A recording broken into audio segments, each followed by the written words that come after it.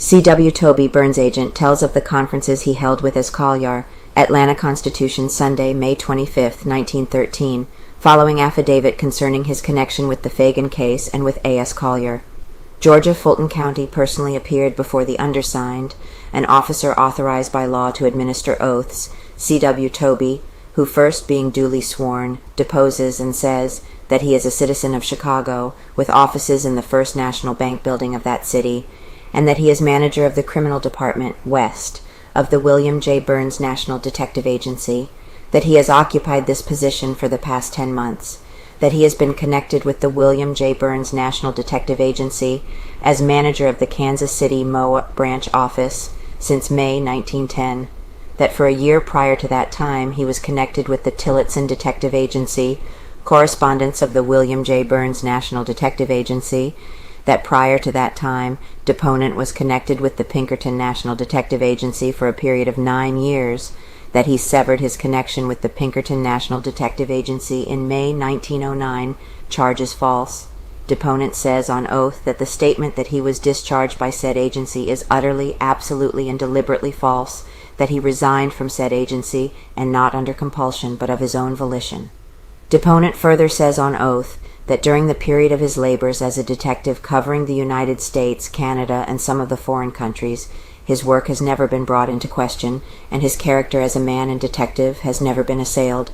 Deponent further says on oath that about 2 weeks ago he was instructed by Raymond J. Burns, the secretary and treasurer of the William J. Burns National Detective Agency, who was acting under instructions from his father, to come to Atlanta on a murder case and report to Colonel Felder. Arriving in Atlanta, he had a conference with Colonel Felder and immediately entered upon the work at hand. Later, he had a lengthy conference with Colonel Felder and Honorable Hugh M. Dorsey, working to find murderer.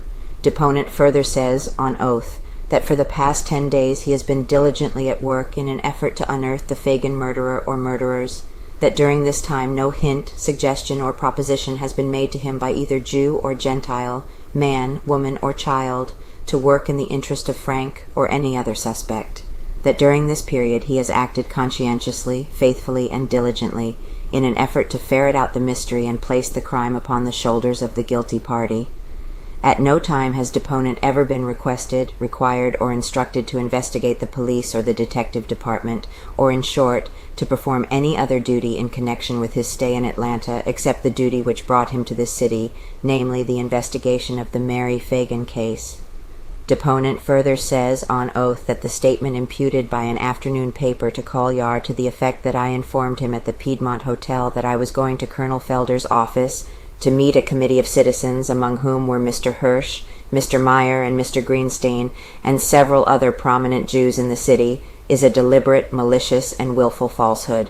As a matter of fact, I never heard of either one of these gentlemen until I read their names in the papers on yesterday afternoon, and I have never met them or either of affidavits, whereupon the said Colyar elsewhere, and deponent firmly believes that this statement is made as a part of a well-planned conspiracy to discredit his efforts, and the efforts of Colonel Felder, to unearth the Phagan murderer or murderers, when he met Colyar. Deponent further said, on oath, that he never laid eyes on Colyar in his life until he met him at the office of Colonel T.B. Felder on Sunday evening, May 18th.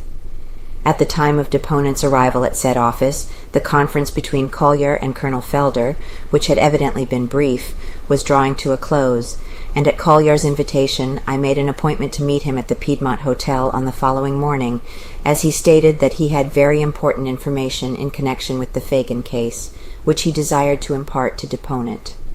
After meeting at the Piedmont Hotel, the said Colyar stated to deponent that he had a number of affidavits involving the chief of police and chief of detectives which he desired to submit to him, that he was not here on that mission, and declined to examine the telephonic communications from him stated to said deponent that the city police and detective departments were undertaking to discredit Colonel Felder's, Solicitor General Dorsey's, and deponent's efforts, and added that deponent had 3 things to fight, to wit, jealousy, politics, and money, and repeated it by saying, "Remember now, you are up against J.P.M."